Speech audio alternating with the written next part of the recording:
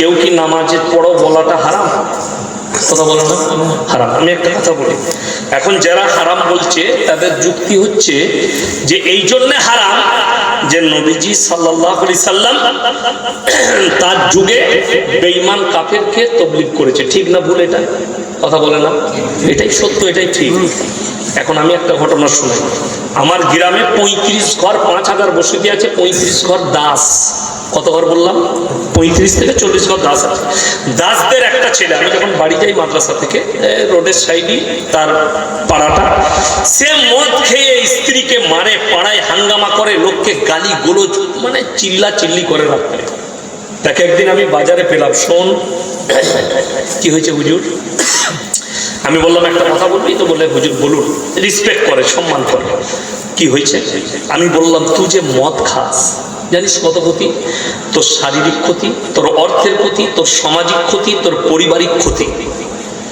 সে আমাকে কি উত্তর দিল জানেন? মনে হলো কোনো ফাটাল পেলে ঢুকে যায়।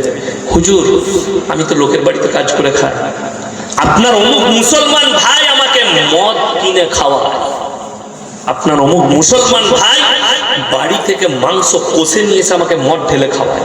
আপনি বলুন দাওয়াত দেওয়ার পর ওকে দিতে হবে না আমার ঘরের লোকটাকে? কথা বলে না, কথা বলে না?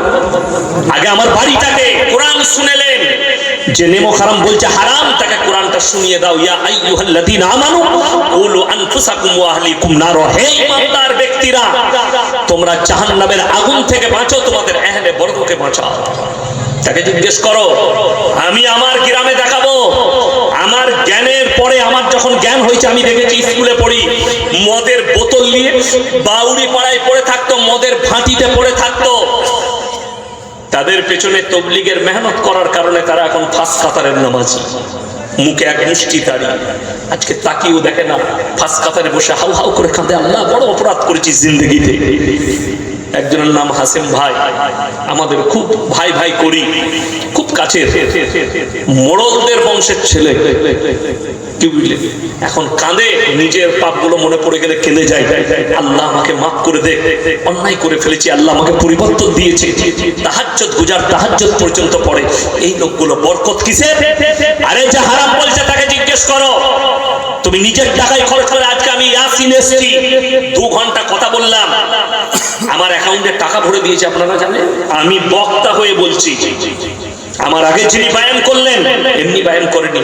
আর একটা লোক নিজের পয়সা খরচ করে আপনার মসজিদে গিয়ে আপনার পাড়ায় গিয়ে বলছে ভাই এসো নামাজটা পড়বে, তার দামটা বেশি নাই। মূর্খ যে বলছে হারাম তার দাম বেশি। তোমরা বিচার করো, সমাজ বিচার করবে।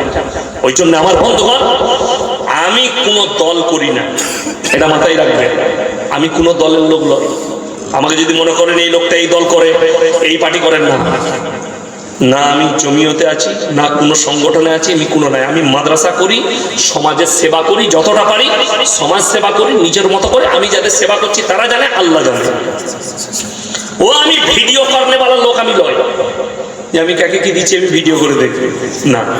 আমার আব্বাজি আমাকে বললো 15টা কম্বল কম পড়েছে, আমি গাড়িতে চাপিয়ে দিচ্ছি।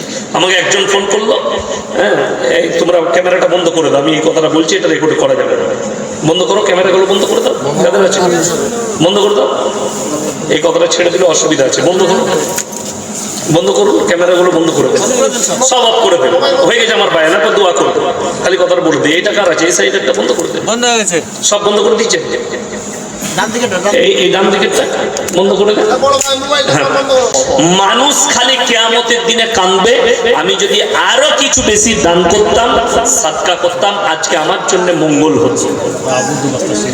বাবু 2 বস্তা সিমেন্ট লিখলেন তো, বাবু 2 বস্তা সিমেন্ট, মাশাআল্লাহ।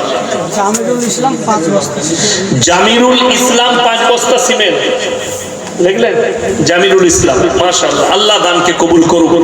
আসুন ভাই, মাশাআল্লাহ। আরো একজন ভাই 1000 টাকা দিয়েছে, মাশাআল্লাহ। আরো একজন 100 টাকা। আল্লাহ আপনাদের দানকে কবুল করুক, নেক নিয়তকে আল্লাহ পুরো করুক, কারোবার আল্লাহ বরকত দেখ, রুজি রোজগার আল্লাহ বরকত দেখ। এনেজা বেওয়া 500 টাকা, আল্লাহ দানকে কবুল করুক, আল্লাহ ওনার পরিবারের যত সদস্য দুনিয়া থেকে চলে গেছে, আল্লাহ কবরের দিকে জান্নাতুল ফিরদৌসের দরজা খুলে দে। আমার ভাই আর কে আছেন, কোন আল্লাহর বান্দা আছেন? আমি বুঝতে পারছি আপনারা অনেক দিয়েছেন।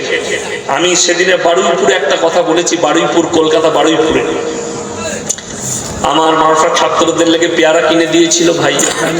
তো ওখানে জলসাই বলেছিলাম যে পশ্চিম বাংলায় মুর্শিদাবাদ নদিয়ার মানুষকে দানেতে কেউ হারাতে পারবেন না। তো বাপ আপনাদিকে হারিয়ে দিল সেই দিনে তারা। হ্যাঁ, বুলবুল ইসলাম 1000 টাকা।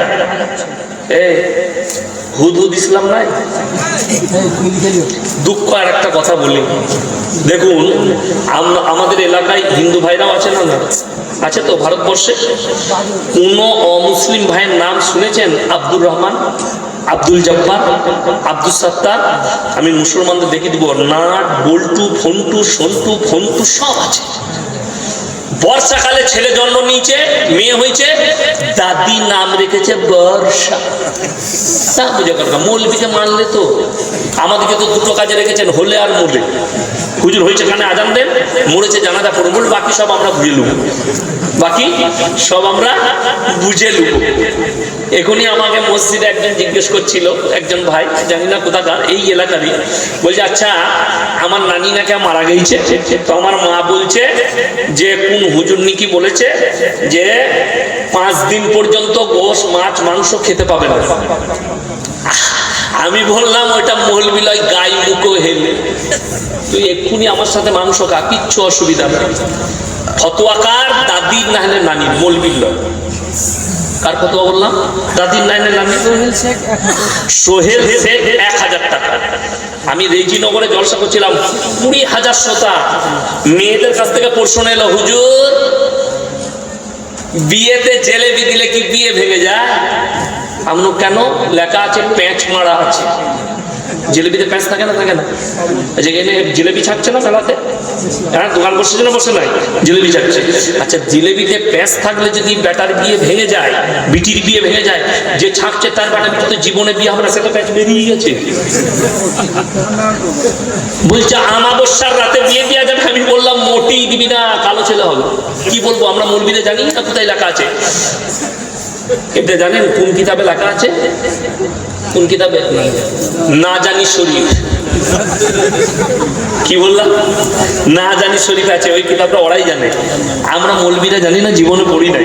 আমার আব্বাজি আল্লাহু আকবার, সকলে জোরে বলুন তো নারায়ে তাকবীর।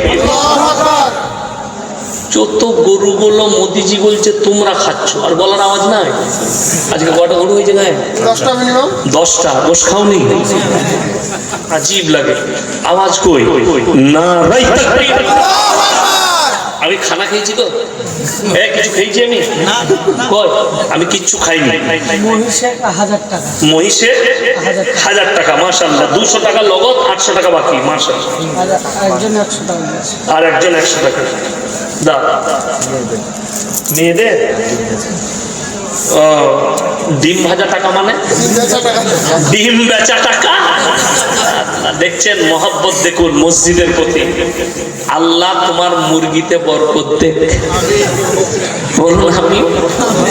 আসামের কোন এক বক্তা আছে, তাকে এসে বলছে হুজুর আমার হাঁসের ডিম পাচ্ছে না, একটু দোয়া করে দিবেন। দিয়ে তাকে 5 টাকা দিয়েছে, লাঠি দিয়ে বাড়ি মেরেছে। কি বুঝলেন? তো আমাদের দেশে হ্যাঁ মায়েরা, আমি দোয়া করব আল্লাহ যেন তোমার মুরগিতে বরকত দেখ, শিয়ালে যেন না খায়। তবে জামাইকে মাঝে মাঝে খাওয়াবে, আর ইমাম সাহেবকে একটা করে দেশি মুরগি খাওয়াবে। কি বুঝলেন? বরকত হবে। এই যে রুবেল ভাই 1000 টাকা, মাশাআল্লাহ। তো আমি যেটা বলছিলাম, দেখুন এগুলো কুসংস্কার।